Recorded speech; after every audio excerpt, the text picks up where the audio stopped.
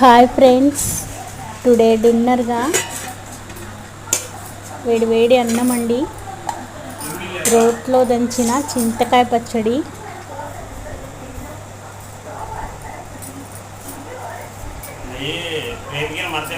చింతొక్కు పచ్చడి అండి. చాలా చాలా బాగుంటుంది, హెల్దీ కూడా.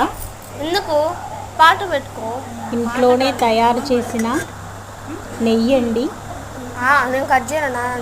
మార్నింగ్ చేశాను ఇంట్లో వెన్నపూసతోటి నెయ్యి, చింతొక్కు, వేడివేడి అన్నం, నెయ్యి కాంబినేషన్ చాలా బాగుంటుందండి.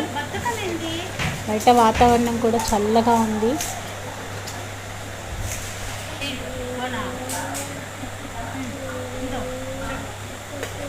ఒక్క ముద్ద తిన్నా చాలండి, చాలా రుచిగా ఉంటుంది చింతొక్కు పచ్చడి. తర్వాత అంబలి అండి, రాగి అంబలి,